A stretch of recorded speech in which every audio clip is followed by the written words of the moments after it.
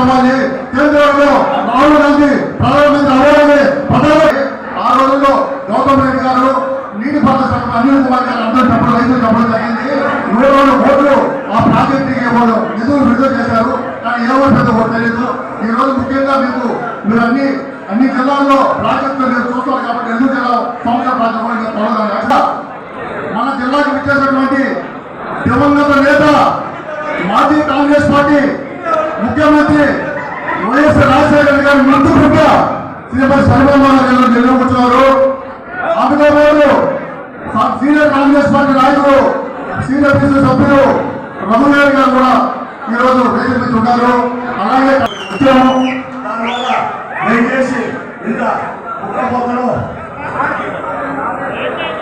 ఇబ్బంది పెట్టారు అనుకోవాలి. నేను మాట్లాడేదాని కన్నా శ్రీరామ ఉపన్యాసం కోసం వీళ్ళంతా ఎదురు చూస్తున్నారు. అవన్నీ పెద్దలు రఘువీరారెడ్డి గారు, రుద్రరాజు గారు, ఇంకా ముఖ్యులు మన రఘువర్ణకి ఇస్తాను. ఆయన ఎవరెవరు మాట్లాడాలనేది ఆయన నిర్ణయించిన ప్రకారం నా మీద బాధపడకుండా చెప్పిన మనం చేస్తున్నాను. కాంగ్రెస్ రాష్ట్ర కాంగ్రెస్ పార్టీ ఉపాధ్యక్షుడు వెంకటరావు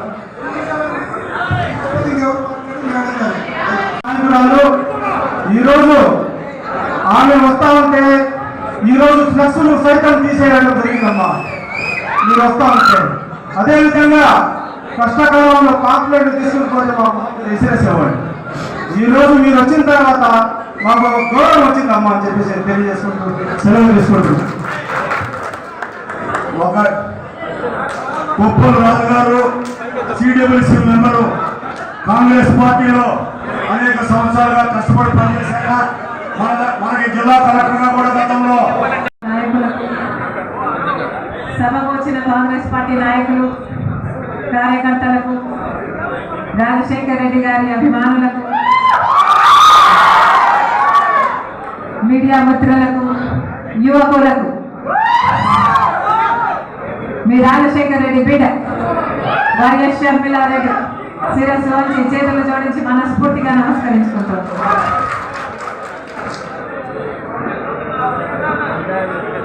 మన రాష్ట్రం ఏర్పడే నాటికి మన రాష్ట్రానికి ఉన్న అప్పు 1,80,000 కోట్ల రూపాయలు. తెలుగుదేశం పార్టీ అధికారంలో 5 సంవత్సరాలు ఉంది. 5 సంవత్సరాలలో తెలుగుదేశం పార్టీ చంద్రబాబు గారు చేసిన అప్పు ఇంకొక 1,80,000 కోట్ల రూపాయలు. మొత్తం కలిపి 3,60,000 కోట్ల రూపాయలకు చేరింది. గత 5 సంవత్సరాలలో జగనన్న గారు చేసిన అప్పు ఏకంగా 8 లక్షల కోట్ల రూపాయలు. 8 లక్షల కోట్ల అప్పు చేస్తే ఆ 3,60,000 ఈ 8 లక్షలు మొత్తం కలిపి 11,50,000 కోట్ల రూపాయలు ఈరోజు మన రాష్ట్రానికి అప్పు. మరి 8 లక్షల కోట్ల రూపాయలు అప్పు తెచ్చారు కదా, మరి ఆ 8 లక్షల కోట్ల రూపాయలతో ఏమి చేసినట్టు? మనకు రాజధాని ఉందా? ఆ 8 లక్షల కోట్ల రూపాయలతో మనకు రాజధాని కట్టుంటే సరే, ఇంత అప్పు చేశారు, మనకు రాజధాని అయినా వచ్చిందిలే అనుకోవచ్చు. లేదు, ఆ 8 లక్షల కోట్ల రూపాయలతో పోలవరం ప్రాజెక్టు కట్టడానికి 55,000 కోట్లు అవుతుంది అంటున్నారు. మీరు 8 లక్షల కోట్లు అప్పు చేశారే, మరి 55,000 పెట్టి పోలవరం ప్రాజెక్టు పూర్తి చేస్తున్న మన రాష్ట్రంలో 20 లక్షల ఎకరాలకు సాగునీరు వచ్చేది. ఏ పరిశ్రమ రాకపోయినా మన వాళ్ళు అన్నపూర్ణగా బతికేసేవారు. అదైనా చేశారంటే పోలవరం ప్రాజెక్టు కూడా కాదు.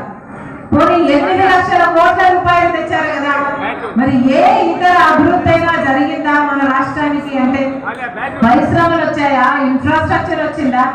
ఏమొచ్చింది? మన కనీసం మెట్రో అయినా వచ్చిందా? విజయవాడ, విశాఖపట్నం లాంటి వాటికి కూడా మెట్రో అయినా ఉందా? అంటే మనం ఒక్కటంటే ఒక అభివృద్ధి జరగాలి. 8 లక్షల కోట్లు మాత్రం మనం ఎత్తిన అప్పు మిగిలింది. కానీ అభివృద్ధి చూద్దామా అంటే రాష్ట్రంలో ఎక్కడ చూసినా అభివృద్ధి కనిపించడం లేదు. కారణం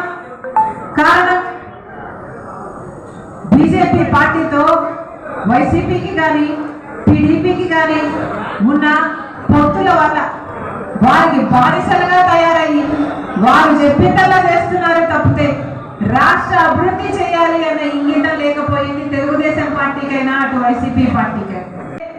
లేదు బీజేపీ పార్టీ అయితే 10 సంవత్సరాలు ఇస్తుంది అన్నారు. బీజేపీ పార్టీ 10 సంవత్సరాలు ఇస్తుంది అని అదే నినాదంతో ఎలక్షన్లకు కూడా పోయారు. ఆ రోజు చంద్రబాబు గారు చెప్పిన మాట 10 సంవత్సరాలు ప్రత్యేక హోదా సరిపోదు, 15 సంవత్సరాలు ఇవ్వాలి అన్నాడు. ప్రత్యేక హోదా కోసమే బీజేపీతో పొత్తు పెట్టుకుంటున్నాను అన్నాడు. ఆఖరికి పొత్తు పెట్టుకున్నాడు, వాళ్ళు ఇచ్చిన మంత్రి పదవులన్నీ తీసుకున్నాడు. కానీ ప్రత్యేక హోదా తెచ్చాడా అంటే పొత్తు పెట్టుకొని ప్రత్యేక హోదా తెలియదు కానీ మంత్రి పదవులు అనుభవించారు, బీజేపీతో దోస్తీ కొనసాగించారు, బీజేపీకి బానిసలుగా పనిచేశారు. ఆఖరికి ప్రత్యేక హోదా గురించి ఎవరైనా మాట్లాడితే వాళ్ళ మీద కేసులు పెట్టాడు చంద్రబాబు గారు, వాళ్ళని జైల్లో కూడా పెట్టాడు చంద్రబాబు. అది ఆ పాత 5 సంవత్సరాలు. ఆ రోజుల్లో జగనన్న గారు ప్రతిపక్ష నాయకుడిగా ఉన్నాడు. ఆ రోజుల్లో ప్రతిపక్ష నాయకుడిగా జగనన్న గారు ప్రతిరోజు మాట్లాడారు ప్రత్యేక హోదా గురించి, ప్రతిరోజు రాళ్ళు తీశారు ప్రత్యేక హోదా గురించి, నిరాహార దీక్షలు కూడా చేశారు జగనన్న గారు ప్రత్యేక హోదా గురించి. ఇంకొక మాట కూడా అన్నారు, మూకుమ్మడిగా అందరు ఎంపీలను రాజీనామా చేద్దాం, ఎంపీలందరూ రాజీనామాలు చేస్తే ప్రత్యేక హోదా ఎందుకు రాదో చూద్దాము అని టీడీపీ పార్టీని సవాలు చేసిన మహానాయకుడు, మహా ప్రతిపక్ష నాయకుడు జగనన్న గారు. మరి ఏమైంది? జగనన్న గారు ముఖ్యమంత్రి అయినాక ఏమైంది? జగనన్న గారు ముఖ్యమంత్రి అయినాక ప్రత్యేక హోదా కోసం ఒక్క నిజమైన ఉద్యమమైనా చేశారా? ప్రతిపక్ష నాయకుడిగా ప్రతిరోజు ప్రత్యేక హోదా గురించి మాట్లాడిన వారు, ప్రతిపక్ష నాయకుడిగా ప్రత్యేక హోదా వస్తే మనకు ట్యాక్స్ బెనిఫిట్స్ వస్తాయి, మనకు ఇన్సెంటివ్స్ వస్తాయి, రాయితీలు వస్తాయి, పరిశ్రమలు పెద్ద పెద్ద పరిశ్రమలు వస్తాయి, పరిశ్రమలు వస్తే మంచి ఉద్యోగాలు వస్తాయి, ఇన్ని అవసరాలు తీరుతాయి, మన రాష్ట్రం బాగుపడుతుంది అని ప్రత్యేక హోదా కోసం కొట్లాడిన వాళ్ళు అధికారులాగానే ప్రత్యేక హోదాను పూర్తిగా పక్కన పెట్టేశారు. బీజేపీతో దోస్తీని కొనసాగించారు, స్వలాభం కోసం రాష్ట్ర ప్రజలను ప్రత్యేక హోదాను తాకట్టు పెట్టారు. పోలవరం ప్రాజెక్టు కోసం ఈ ఇద్దరు నాయకులలో ఎవరైనా ఏదైనా చేశాడా అంటే పోలవరం ప్రాజెక్టు రాజశేఖర రెడ్డి గారి డ్రీమ్ ప్రాజెక్ట్. పోలవరం ప్రాజెక్టు 20 లక్షల ఎకరాలకు నీళ్ళు ఇచ్చే ప్రాజెక్ట్. పోలవరం ప్రాజెక్టు పూర్తి చేసుకుంటే మనకు ఏది వచ్చినా ఏది రాకపోయినా వ్యవసాయం మీదనే బతికేయచ్చు. పోలవరం ప్రాజెక్టు కోసం చంద్రబాబు గారు ఏమైనా చేశారా అంటే బీజేపీతో దోస్తీ సాగించారు కానీ చంద్రబాబు గారు పోలవరం ప్రాజెక్టు గురించి మాట్లాడలేరు, పోలవరం ప్రాజెక్టు తెచ్చుకోవాలన్న సోయలేదు, పోలవరం ప్రాజెక్టు గురించి ఆలోచనే చేయలేదు చంద్రబాబు గారు 5 సంవత్సరాలు.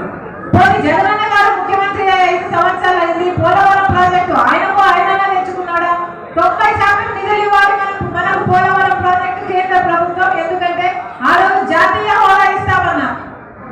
మరి పోలవరం ప్రాజెక్ట్ అయినా తెచ్చుకోవడానికి మీ దోస్తీ పనికొచ్చిందా అంటే దానికి కూడా పనికి రాలేదు జగనన్న బీజేపీ దోస్తీ. మరి దేనికి పనికి వచ్చినట్టు?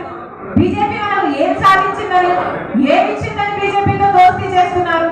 పోనీ బీజేపీ పార్టీ మనకు రాజధాని ఇచ్చిందా?